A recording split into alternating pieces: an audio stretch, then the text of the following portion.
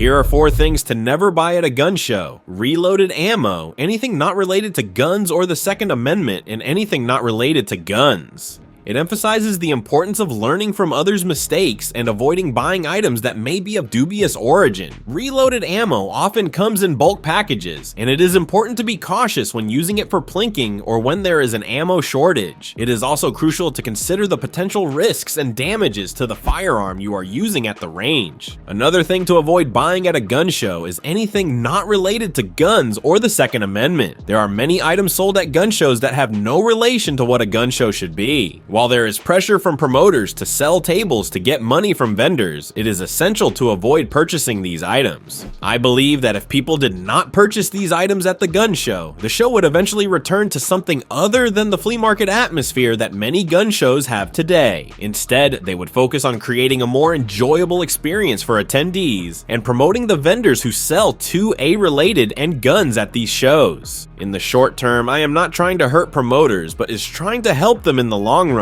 In the long run, the gun show will come back as there will be more community interest to attend and more sales for the promoters and vendors. The importance of not buying items at a gun show that may not be related to guns or the Second Amendment. By avoiding reloaded ammo and anything not related to guns or the Second Amendment, one can ensure a safer and more enjoyable experience for all attendees. I advise against buying used revolvers or semi-automatic pistols from people walking around the gun show. They argue that it is difficult to check the function of these firearms at a gun show, as most revolvers are checked at the beginning of the show and are zip-tied, making it difficult to perform necessary checks. Revolvers do break, and when they do, it can be a big deal. This usually involves trying to remove the side plate or getting into the internals of the revolver, which is typically a job for a gunsmith. Most people don't know how to do this, so they may not be able to buy a revolver or use a revolver at a gun show.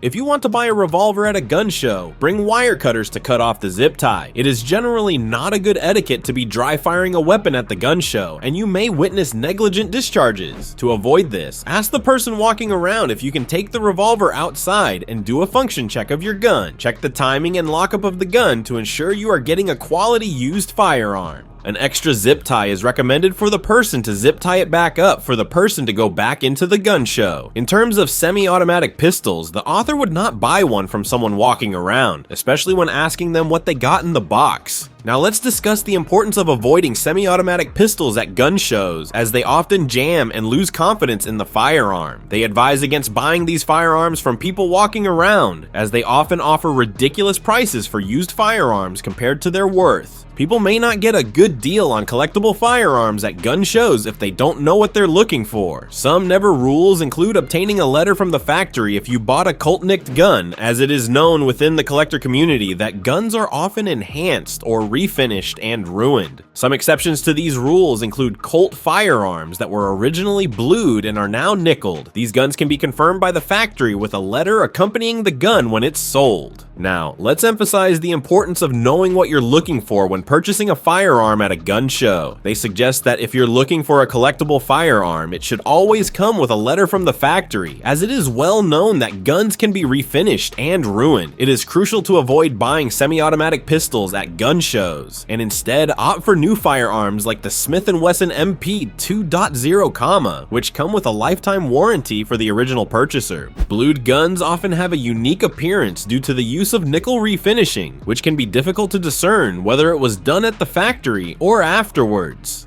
Some people also touch up the muzzle edge of a semi-automatic pistol with cold blue to make the bluing look better. If you're suspicious about a part of the gun being touched up and don't know what you're looking for in the bluing, bring some Flitz metal polish to the gun show. Ask the person if the gun has been touched up with cold blue, and if they say no, point to the area where you're suspicious and ask if they can apply a little Flitz metal polish to the area and see if the cold bluing comes off. Flitz will remove cold bluing from a blued firearm without damaging the factory finish. If you're interested in getting a blued collectible firearm at a gun show, it can be a great place to get good deals if you know what you're looking for. However, collectors may not allow you to Flitz the whole gun and polish it to see if there's any cold bluing on there. Before attending a gun show, do your research about a gun or a collectible and know what you're looking for beforehand. The 5 secrets of a gun show include helping your cousin promote a show, sitting behind vendor tables, and being there for the dealer setup. Understanding the 5 secrets of a gun show is crucial for obtaining a good deal on blued firearms. By doing your research beforehand and knowing what you're looking for, you can ensure a successful experience at the show. A big secret is that when you go to a gun show for the first time and try to sell or get the value of your firearm, it is likely not going to happen. Dealers at the show try to make a profit by giving them 50% of the firearm's worth. When you walk down the gun show aisles with your firearm and carry case, they may tell you what you got in the case and give you a $250. They will then calculate how much money they can make off that firearm. You may get a dealer that is honest and give you $500, but you might end up getting 80 of the firearm's value. The next secret is that when you walk into the gun show, you may get 2 or 3 people in street clothes asking you what you got in the box. They may give you $250 or $300, but the dealers at the front of the show are actually dealers from the tables. They send one person up to the front of the gun show, and every person who comes in with a carrying case, bag, and box they have is given a $250 price. Selling a gun at a gun show can be a lucrative business if you are prepared to walk around and engage with potential buyers. However, it is important to be aware of the potential scammers who may ask for cash and then mark the gun up for double its value. It is also crucial to be aware of the fact that the people behind the tables, who you may think are dealers or private sellers of firearms, may not know everything about the gun. At some gun shows, there may be multiple tables with different people sitting behind them, and people may ask questions about the gun beyond the price. It is essential to be aware of the fact that not everyone at the show is from the same state, and it is crucial to ensure that you are selling the gun to the right person. This includes asking for a photo of the person you are selling the gun to, as selling a gun privately to an out-of-state resident would be a crime. Selling a gun at a gun show requires careful planning, understanding the potential scammers, and being prepared to navigate the complexities of the market. To avoid illegal sales of firearms, it is essential to comply with state and federal laws. Handguns and rifles must be shipped to a federal firearms dealer in the person's state, while some states require this for handguns and others don't. It is crucial to know your state and federal laws to avoid selling a gun illegally. Another secret is that deals are often done before the public enters the gun show. Dealers set up their tables the day before the show, and other dealers look around to see what they have on display. If they see a deal, they buy or trade it with another dealer. These deals are then placed under the table during the show or sold at a markup. To get a great deal at a big gun show like Wanamake's Tulsa Gun Show, get a ghost table or phantom table. This allows you to walk around the dealer's setup and buy guns without having to get a state ID or driver's license. Other dealers also use backpacks to walk around the tables and buy guns.